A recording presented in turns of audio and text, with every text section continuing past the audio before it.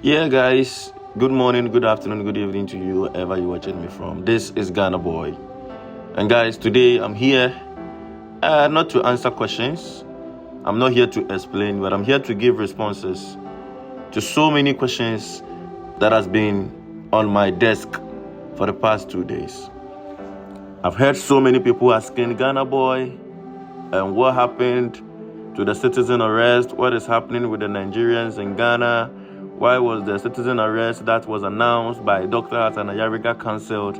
And so many questions in the minds of so many Ghanaians. Guys, it is very, very, very sad, and it is very, very, very unfortunate that Ghanaians are crying. Ghanaians are speaking on top of their voices.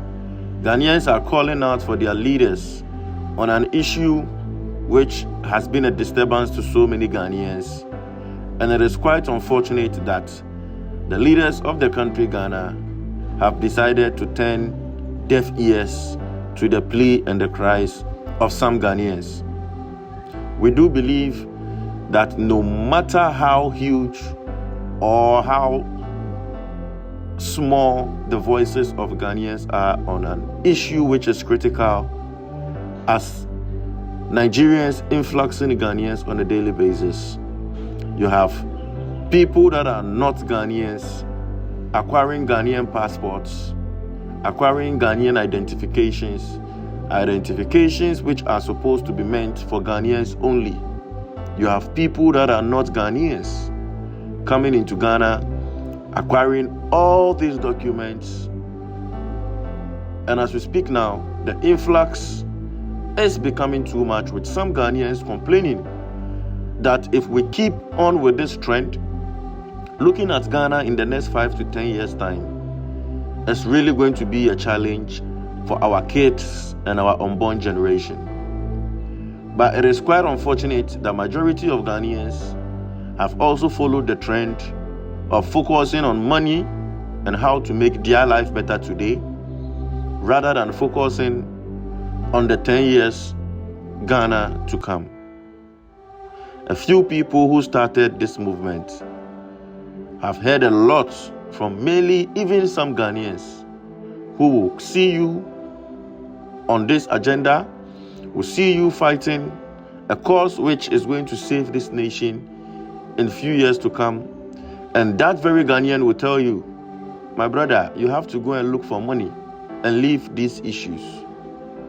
The question is, are we prioritizing money over the sovereignty and the future of a land which was fought for by our forefathers? We leave you in the comment section to answer. What really happened? Why was the citizen arrest cancelled? What is the next step, and what is going on concerning the influx of Nigerians in Ghana? Ladies and gentlemen, like I stated earlier, it is quite unfortunate that all these things going on in Ghana are with the backing of some Ghanaian politicians, some Ghanaian entertainers, and some celebrities in Ghana as well. This issue has been a critical issue, with most people understanding where the country is heading to, being people or Ghanaians that majority are in the diaspora, that knows what it takes for an image of a nation to be ruined by people from another country. Nigeria is a country of its own, so as to Ghana is a country of its own.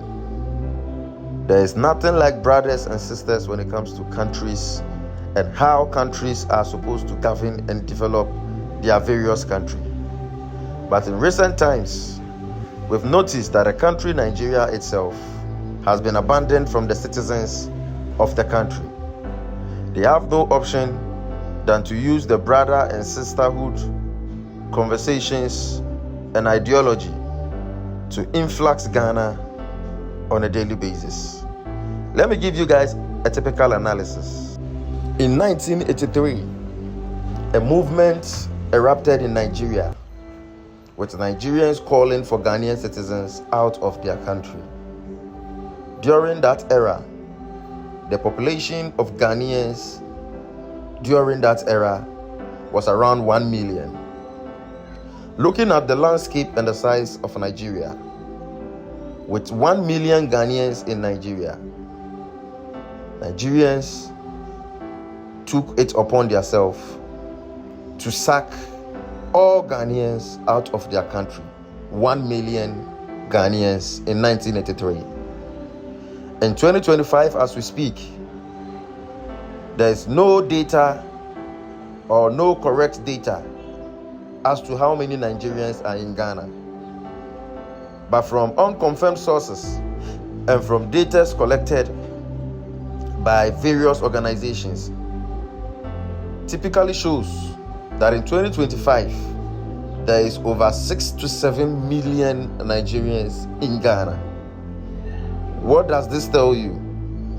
Looking at the size of Ghana, with over 6 to 7 million Nigerians, and looking at the size of Nigeria, with only 1 million Ghanaians being thrown out because they did believe there was influx of Ghanaians in Nigeria.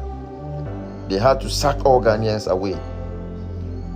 But in 2025, looking at the landscape of Ghana, looking at the size of Ghana, which is about times 4 as compared to Nigeria,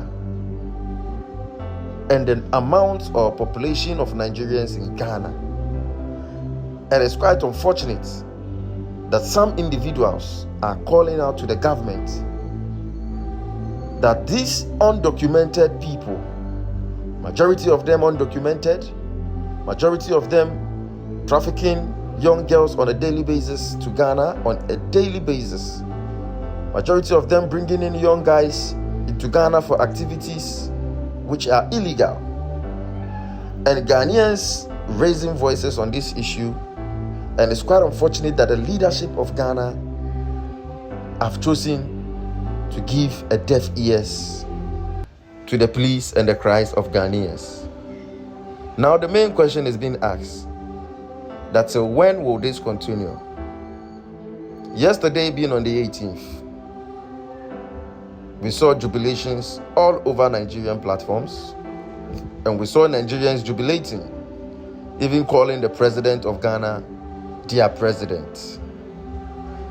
Guys, today you might see some few Ghanaians making complaints on issues like this, but the question to ask yourself is, till when do you think they can?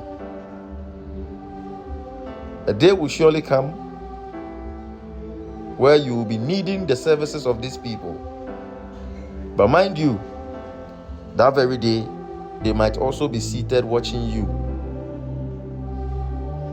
because there's no time than now.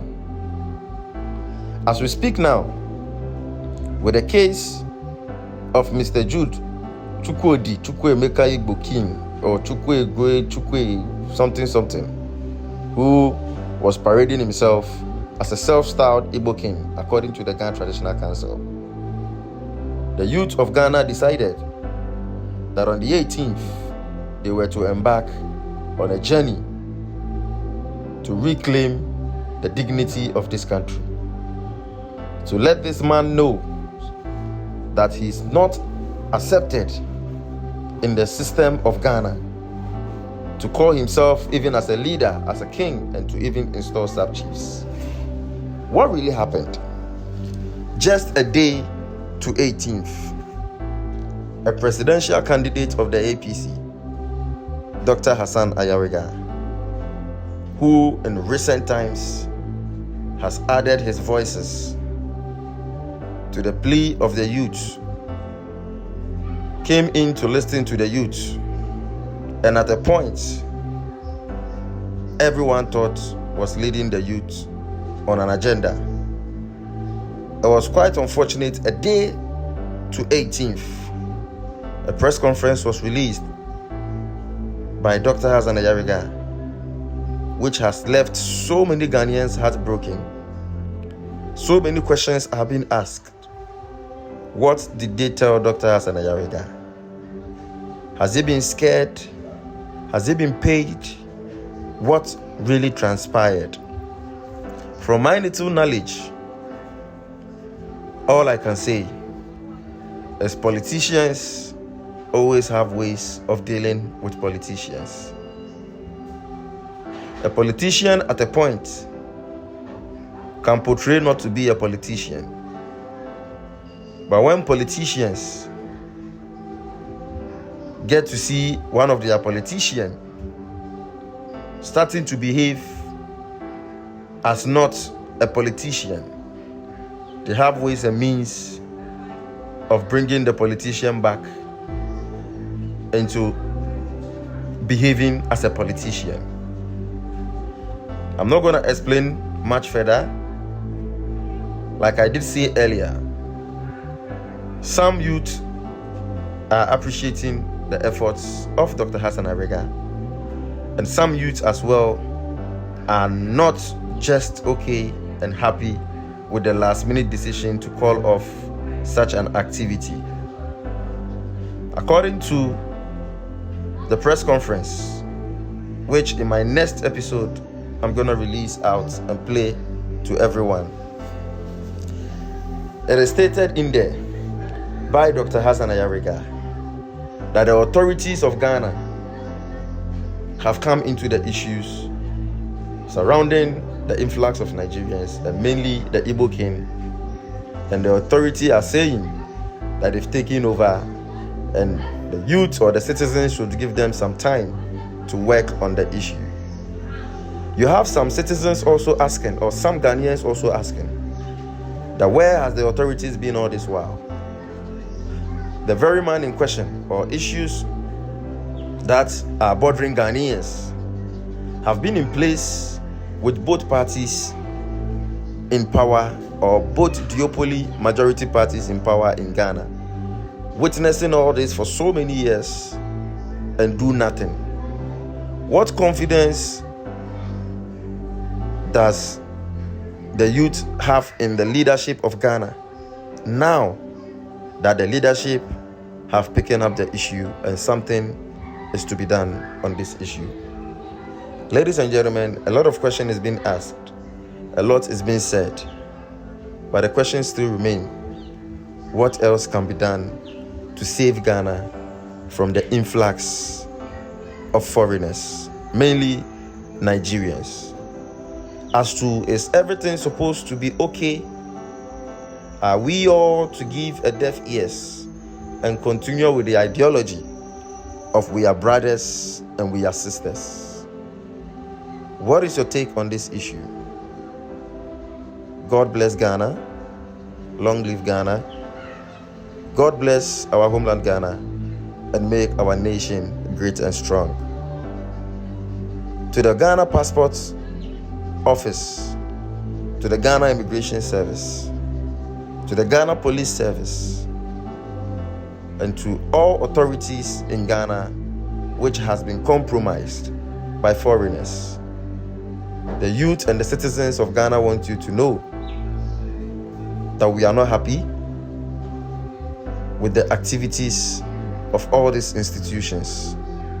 If it is true that you have Nigerians paying for Ghanaian passports, that you have Nigerians paying for Ghana cards, that you have Nigerians entering into affairs which is supposed to be for Ghanaians only, the youth and the citizens of this country are making it clear that a day will come, a day will come, a day will come. For now, you might think you are silencing the youth and the citizens, but at the right time, when all things is right, freedom cannot be stopped. God bless our homeland Ghana.